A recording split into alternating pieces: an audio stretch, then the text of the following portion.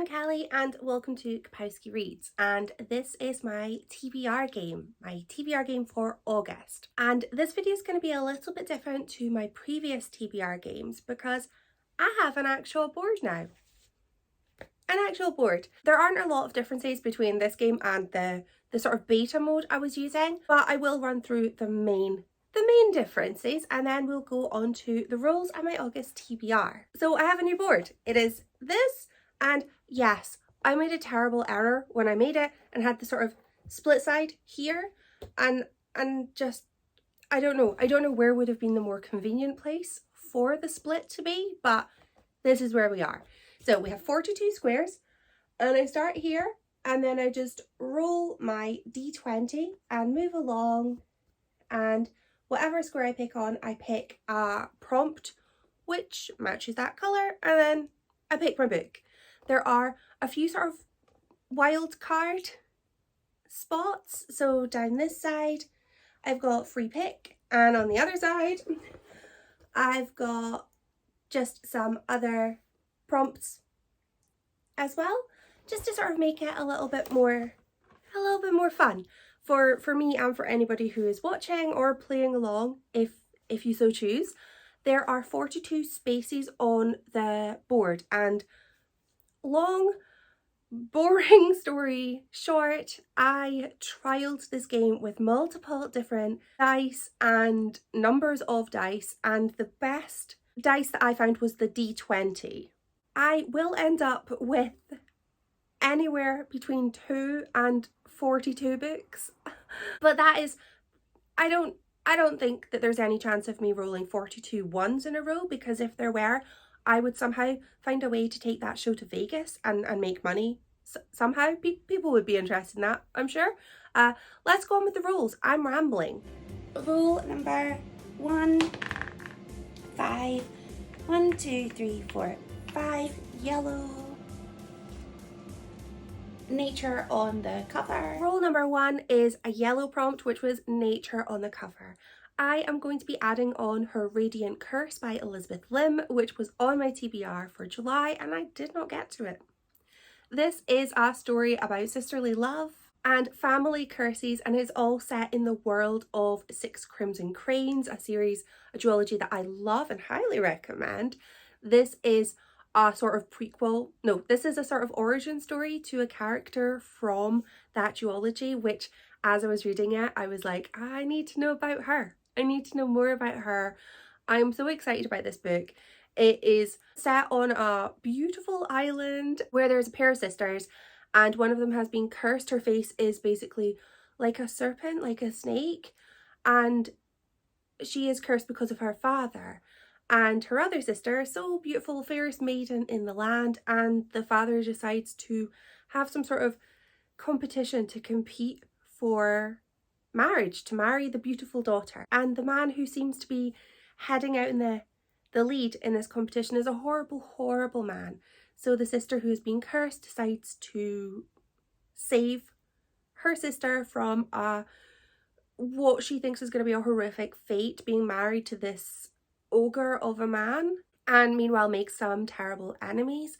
I'm so excited about this book. I wish I'd read it in July. I just didn't have time, and I'm so excited to read it. I have high expectations because everything I've read by this author I have adored. Number 2, 4, 1, 2, 3, 4, green.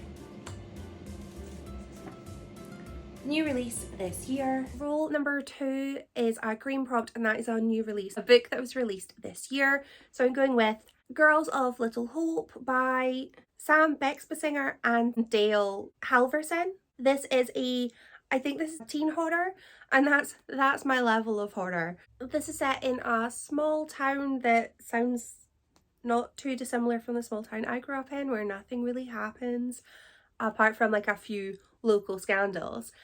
This surrounds a trio of friends. They're all 15 and they decide to go investigating to find something of interest in their town. This leads them to a cave.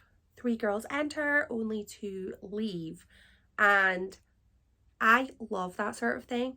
I love the sort of missing person from a group sort of trope. That is what I love in a creepy book, and I'm very excited about this. I didn't know anything about this book before buying it. It was a cover buy, and I hope I won't regret that. It sounds good. I'm excited. Rule number 3, 19. 1, 2, 3, 4, 5, 6, 7, 8, 9, 10, 11, 12, 13, 14, 15, 16, 17, 18, 19. Another yellow. An anticipated read. And I'm going with The Adventures of Amina al-Sirafi by Shannon Chakraborty. This is one of the most beautiful covers I own. It's so pretty, but it's got beautiful end pages as well. I just think that this is just, I'm so excited about this. It is about a retired female pirate who comes out of retirement for one last quest, and she gets the gang together and off they head onto the high seas. And I'm so excited about this. I've seen quite a few people talk about this on BookTube, and it just sounds like something I'm gonna love. And yeah, that's why it's an anticipated read. Female pirates, fantasy. What could I not love?